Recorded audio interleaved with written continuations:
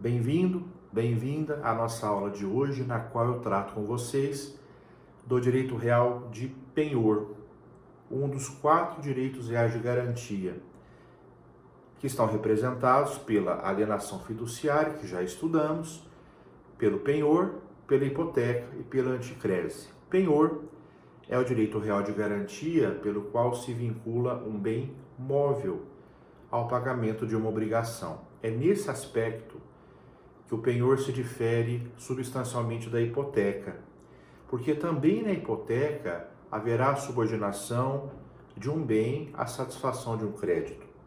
Porém, enquanto na hipoteca esse bem é imóvel, no penhor esse bem é móvel. Haverá exceções, tanto para o penhor quanto para a hipoteca, que eu comento no momento oportuno. Mas a essência é que o penhor se faça pela entrega de um bem móvel ao credor. O credor será chamado credor pignoratício e o devedor pignoratício. Se trata de um direito real, porque o penhor recai diretamente sobre um bem.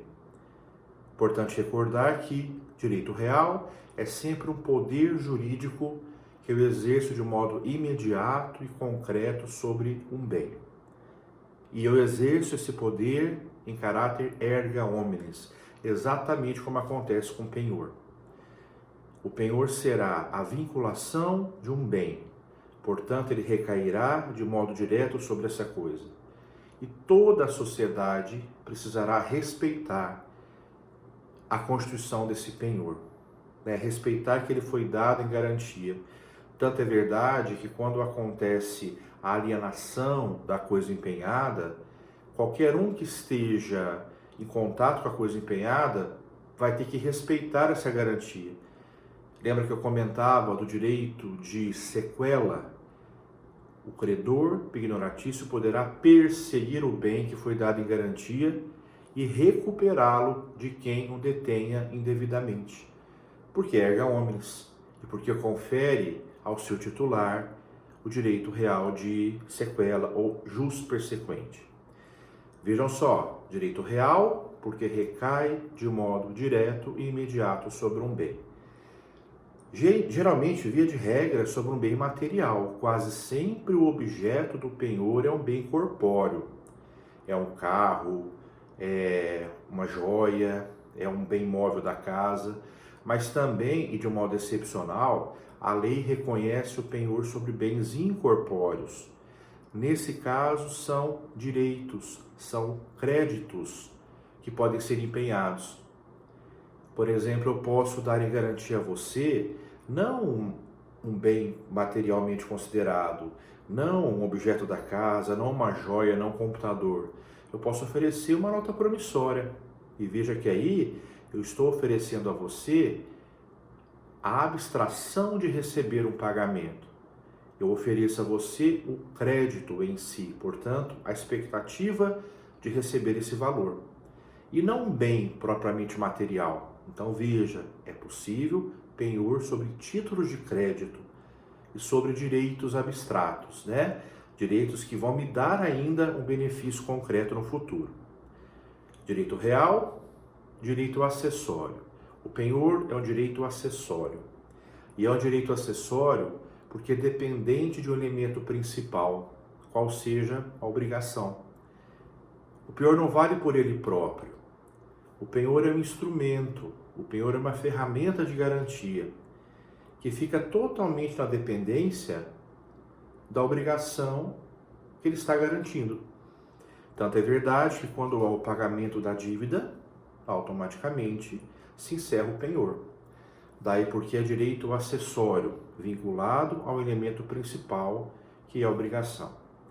O penhor se aperfeiçoa pela tradição da coisa, que é isso, pela entrega do bem ao credor pignoratício. Se eu estou empenhando a você um objeto como garantia, o penhor vai se consumar com a entrega desse objeto. E eu não permaneço na posse. A posse dele vai para você, meu credor pignoratício. Existem 2 exceções a essa regra no nosso Código Civil. o penhor rural, que recai sobre lavouras e animais, e o penhor mercantil ou industrial, que recai sobre maquinários, equipamentos, insumos, elementos industriais, porque nesses casos, do penhor rural e do penhor industrial, a coisa empenhada permanece com o devedor, porque não faria sentido, né? Eu entregar a você, por exemplo, os animais da minha fazenda, se eu preciso deles para minha subsistência, para o meu trabalho, para ter a renda necessária que me permitirá pagar a dívida. Entende a lógica? Então, nesse caso, eu uso esse objeto como fonte de renda, como fator de subsistência e de enriquecimento, até para que eu possa pagar as obrigações. Por isso, atenção, a regra é: o penhor se aprimora com a tradição do bem para o credor, exceto no penhor rural e no penhor industrial.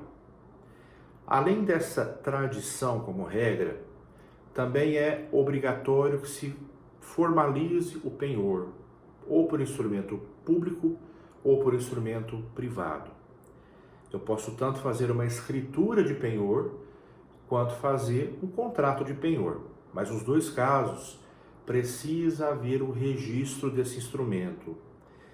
Sempre importante destacar que é o registro no cartório competente que dará publicidade a esse direito e, portanto, lhe atribuirá eficácia erga omnes. Quando há esse registro, há uma presunção de que todos estão sabendo daquele direito que foi registrado. E aí ninguém pode alegar desconhecimento, né? Aí que entra a questão da boa-fé. Não se pode alegar boa-fé, quer dizer, desconhecimento de que havia ali uma garantia, se essa garantia já estava registrada no cartório. Então, veja lá, é preciso formalizar o penhor por um instrumento público ou particular, mediante registro posterior no cartório competente. Que cartório é esse? O cartório, como regra, é o de títulos e documentos. Títulos e documentos. Por que não faz sentido, como regra pelo menos, o cartório imobiliário, em que quase tudo é registrado em direitos reais, né? Ora, porque cartório imobiliário é para registrar imóvel e o penhor, como regra, tem por objeto bens móveis. Então veja, para não confundir, o cartório geralmente habilitado a registrar o penhor é o cartório de títulos e documentos, mas há exceções também. Novamente, o credor do penhor rural e do penhor industrial, porque nesses dois casos o registro se fará no cartório imobiliário. Mas vamos pensar por quê. Não há uma contradição aqui, embora possa parecer. Porque se você se lembrar da parte geral do Código Civil, você vai se lembrar que, por exemplo, os animais de uma fazenda, os maquinários de uma fábrica, não são propriamente móveis. Eles são imóveis por acessão intelectual. Vamos recordar isso. Enquanto os animais estiverem servindo a fazenda, a lei os considera imobilizados junto com a fazenda, porque são elementos secundários, acessórios, a serviço de um bem principal que é a fazenda. Vamos pensar numa fábrica. Enquanto houver nela os maquinários, os equipamentos que a permitem funcionar, eles estão ali a serviço de um bem mais importante que é a fábrica. Então, novamente, são elementos imobilizados junto do bem mais importante que é a fábrica. Conclusão, nesses dois casos, penhor rural e penhor industrial, o objeto não é propriamente móvel. Aqui sim parece haver uma incongruência, né? Não é propriamente móvel, porque no final das contas, estando a serviço de um bem principal imóvel, a lei também os considera imóveis. E aí então faz sentido se gado, né, os animais, os tratores da fazenda, se eles todos são imóveis por acessão intelectual, quer dizer, por destinação do proprietário, eles atendem ao imóvel mais importante, sendo eles também imóveis, faz sentido serem registrados no cartório imobiliário. Compreender esse raciocínio? Então, aí há uma segurança jurídica maior por se tratar de um instrumento de formalização mais solene com o registro do cartório de imóveis. Por fim, há também aqui uma necessidade, né, de garantir essa entrega ao credor pecuniário quando se tratar de um objeto que não seja propriamente vinculado a um imóvel principal. Então, por exemplo, se eu estou entregando um carro, o carro por si só é um bem móvel autônomo, né? Estou entregando uma joia, a joia não está vinculada à minha casa. Então, nesses casos, sim, a gente pode falar que o objeto é estritamente móvel. Daí ser suficiente registrar esse contrato de penhor no cartório de títulos e documentos, tá? Seguindo o nosso roteiro aí, espécies de penhor. Há uma primeira classificação que separa o penhor em penhor convencional e penhor legal. Penhor convencional, o penhor que é contratado pelas partes. O penhor formalizado por um instrumento público ou particular, que, portanto, decorrerá de um acordo dos interessados. Esse é o penhor mais comum. Quando eu, devedor de uma obrigação, ofereço a você, credor dessa obrigação, um bem móvel como garantia. E nós formalizamos essa negociação a partir de um contrato. É importante destacar que escritura é contrato. É um contrato solene, formal, oneroso. Uma escritura é um documento caro, mas é um contrato. Então, nesse caso, nós falamos que o penhor é convencional porque foi produto de um acordo das partes. Há também o penhor legal, que nesse caso é um penhor que não depende de contrato, porque a lei automaticamente o aplica para certos casos previstos. Eu volto a falar dele depois, mas o penhor legal é o que se dá quando alguns bens já são automaticamente garantia de pagamento de dívidas. Quando eu estou hospedado num hotel, numa pousada, numa pensão, e eu assumo a obrigação de pagar as diárias, a lei prevê que automaticamente a minha bagagem, as minhas joias, os meus eletrônicos, os bens que estão guarnecidos por aquele estabelecimento, automaticamente sejam garantido o pagamento das diárias. Isso não depende de contrato, é uma garantia legal. Depois eu volto a falar melhor. Portanto, se diz em penhor legal. Então, primeira divisão, penhor convencional, penhor legal. Segunda classificação, penhor comum e penhor especial. O penhor comum é o mais básico, é o mais corriqueiro. É aquele que recai sobre coisas móveis, sem grandes qualificações, e que é formalizado por um contrato público ou particular, por um instrumento público ou por um instrumento particular. Já o penhor especial traz alguma peculiaridade que o torna diferente da regra. É o penhor que traz uma particularidade na sua formalização, ou porque o objeto dele não é o comum, ou porque o modo de se fazê-lo é diferente. Então, quais são penhores especiais? O penhor rural, o penhor mercantil ou industrial, eu já falei por quê, né? Porque nesses dois casos, do penhor rural e do penhor industrial ou mercantil, o registro é feito no cartório imobiliário e não no títulos e documentos. O penhor de veículos, porque é uma figura nova, trazida pelo atual Código Civil e pela qual haverá uma sistemática própria de registro, uma anotação desse penhor, o certificado do veículo. Ele é um penhor que dura no máximo 2 anos, então eu ofereci meu carro como garantia. Vai haver uma constituição do penhor, vai registrar também, né, no cartório de títulos e documentos, e haverá uma possibilidade de um penhor limitado no tempo, limitado a 2 anos. Pode haver prorrogação depois, né? Mas o penhor de veículos, ele traz a peculiaridade dessa limitação no tempo, e para que o dono possa vender esse veículo empenhado, deverá haver a concordância expressa do credor pignoratício. E aí, diz a lei, né, ele vai vender esse carro para comprar outro, por exemplo, né, para pôr no lugar. Lembra-se que se chama isso de subrogação real? Então, o credor autoriza, o devedor pignoratício vende o veículo e compra outro bem, outro veículo no lugar do que foi vendido.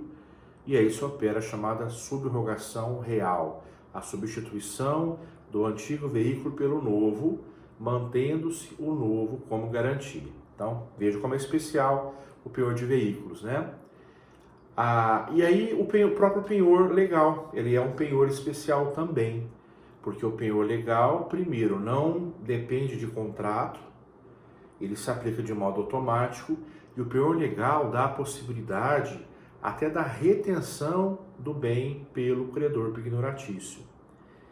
Lembra que eu falei do caso do hotel, em que eu levo a minha bagagem a ser guarnecida pelo hotel, e essa bagagem é uma garantia automática do pagamento das diárias? Pois então, se eu não pago as diárias, o hotel pode reter os meus bens. E essa é uma possibilidade que muda também a figura, a feição do penhor, né? Porque ele vai tomar a posse que até então era minha, não havia sido passada a ele.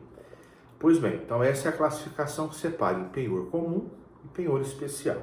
Seguindo aí o nosso roteiro, quando se fala no penhor legal, aprofundar um pouco mais sobre essa figura. O penhor legal é uma garantia automática que a lei prevê em certas hipóteses em que não haverá necessidade de contratação dessa garantia. Automaticamente a lei já oferece a garantia em contrapartida de uma possibilidade de não pagamento da obrigação principal. Você deve se lembrar que quando eu me hospedo num hotel, numa pousada, numa pensão, a minha bagagem automaticamente gera para o hotel, para aquele estabelecimento, um depósito, lembra? Também se fala em depósito legal. Por quê? De modo automático, o estabelecimento fica responsável pela preservação da minha bagagem.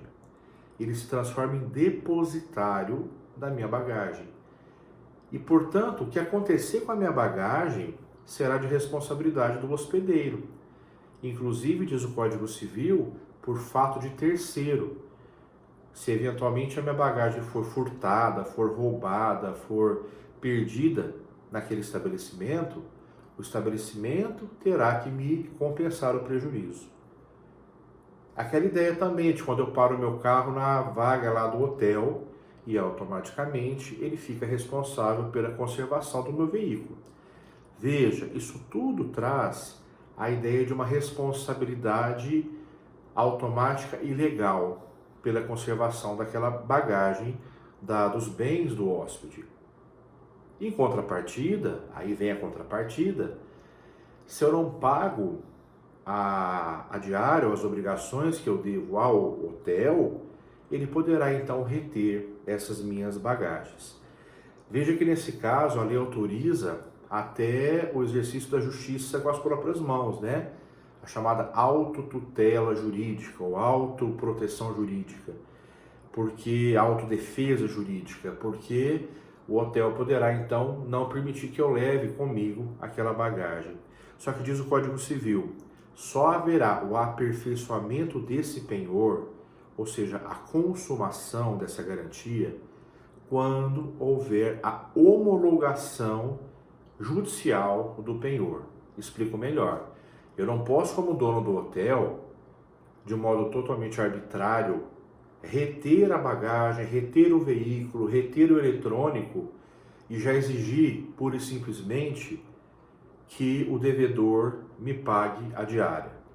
Para eu não cometer exercício arbitrário das próprias razões, que é um delito, eu vou formalizar isso em juízo primeiro. Aí o juiz, reconhecendo o meu direito à retenção, ele vai convalidar essa minha atitude. Perceberam qual é o detalhe aqui importante, né? Eu retenho para pressionar o pagamento. Mas logo em seguida eu devo buscar a formalização do penhor junto ao Poder Judiciário, porque só com essa homologação é que o penhor se tornará efetivamente legítimo e não vai configurar exercício arbitrário das próprias razões. Ok? Isso vai valer também, é uma outra situação muito importante, para inquilinos, para arrendatários, para aqueles que estão usando bens móveis de uma outra pessoa e que não vêm a pagar os aluguéis, o arrendamento. Vamos pensar aqui na locação de modo fundamental. Eu tenho lá um inquilino que não pagou os aluguéis e que deixou lá os móveis na casa que é minha, né? A casa é minha, o imóvel é meu, mas os móveis são dele. A lei assegura a mim, locador, via de regra proprietário, reter os móveis do inquilino para pressioná-lo, constrangê-lo a satisfazer o meu crédito, a pagar as dívidas que ele assumiu comigo. Tá? Também aqui há um penhor automático. Outras leis especiais vão prever também penhores dessa natureza, penhores legais, né? Uma lei antiga da década de 20 permite, por exemplo, que artistas, profissionais cênicos possam reter, olha que curioso, né? O material do teatro que foi usado ali numa encenação, numa peça, como satisfação do não pagamento do seu salário, da sua remuneração. Então trabalharam todos ali naquela arte teatral, naquela encenação. Aí eles vão receber do produtor, do contratante, e não recebem. Eles podem reter consigo também esses elementos para pressionar o pagamento. Interessante isso, né? Há também essa possibilidade no caso de locação industrial ou locação comercial. Sempre reter o que está ali dentro como maneira de pressionar o devedor a pagar a obrigação. E nesse momento o seu mobiliário, o seu conjunto de coisas pessoais se tornará garantia automática desse pagamento. Ok? E eu falo agora com você da extinção do penhor. Em que momento o penhor desaparece? O penhor é encerrado. Primeiro, o penhor desaparece quando há a extinção da obrigação, uma vez que extinto o elemento principal, é também extinto o elemento acessório. Se eventualmente eu pagar a minha obrigação, automaticamente desaparece o penhor que recaía sobre ela. Também há a extinção do penhor com o perecimento do bem. É importante recordar que perecimento em direito civil tem duas dimensões, a perda e a deterioração. A perda caracteriza o perecimento total, o desaparecimento completo do bem. Ou porque ele foi destruído, ou porque ele foi furtado, portanto ele sumiu pela ação de uma outra pessoa. O fato é que não há mais o bem disponível, portanto, o perecimento total ou perda. Já quando há uma mera deterioração, uma danificação do bem, ou um perecimento parcial, então aí se fala, né, numa mera deterioração. E veja, olha só, se foi mantido ainda alguma coisa do bem que deteriorou, o penhor persiste sobre aquela porção que não foi desaparecida. Então, de repente, eu tenho um bem lá, né, um bem imóvel dado em garantia, uma parte desse bem é deteriorada gravemente, mas resta alguma coisa do bem original. Sobre o remanescente, é possível manter o penhor. Então, veja lá, extinção da obrigação, perecimento do objeto. Repito, se houver perecimento parcial, pode-se manter o penhor sobre o remanescente. E por que se aplica essa regra? É bom destacar. Lembra que desaparece o direito quando desaparece o seu objeto? É um princípio lá bem antigo, né? E bem elementar do direito civil. Desaparece o direito quando desaparece o objeto sobre o qual ele recaía. Então, se não há mais no perecimento total um bem a ser empenhado, desaparece o próprio penhor. Terceira situação de extinção, renúncia do credor. Aqui o credor abre mão da garantia, mas não abre mão da dívida. Se ele abrir mão da dívida, a gente volta na primeira hipótese. extinção da obrigação. Porque a obrigação não é extinta só quando paga. Ela pode prescrever, ela pode ser perdoada. Nesse caso, o credor abriu mão da dívida. Aí, por consequência, o penhor é encerrado. Mas nessa hipótese, não. O credor abre mão do próprio penhor. Ele abre mão da garantia, mas permanece esperando o pagamento da obrigação. Também a extinção do penhor, quando se tem a chamada adjudicação do bem empenhado. Adjudicação significa a incorporação do bem ao patrimônio daquele que o arrematou no leilão. Bom lembrar que o penhor, como direito de garantia, possibilita a arrematação do bem em leilão, a chamada excussão.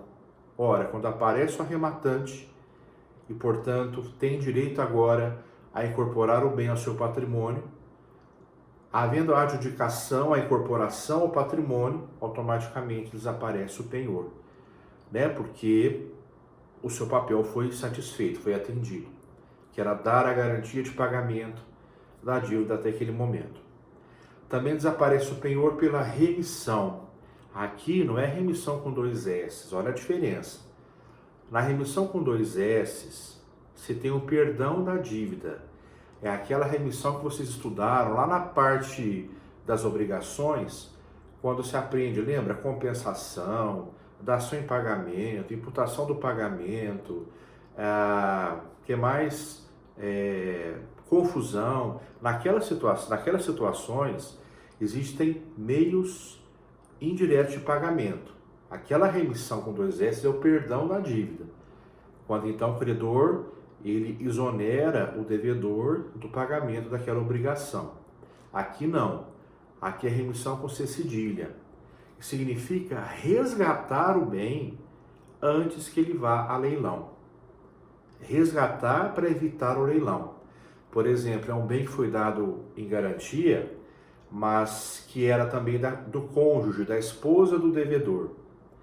Aí essa esposa, para evitar que o bem seja arrematado, ela vai lá e paga o penhor, ela resgata o penhor, entende? E aí então ela evita que o bem seja passado para um estranho, mantendo o bem consigo na sua família. Isso é remissão, resgatar o bem antes que ele vá a leilão. Também acontece a extinção do penhor pela figura da confusão. Confusão significa reunir na mesma pessoa 2 qualidades. Nesse caso, quais qualidades? De credor pignoratício e de proprietário daquele bem empenhado. Então, olha só, eu, de credor, viro dono do bem que me foi dado como garantia. Eu tenho uma dívida com meu pai. O meu pai é devedor de uma dívida minha.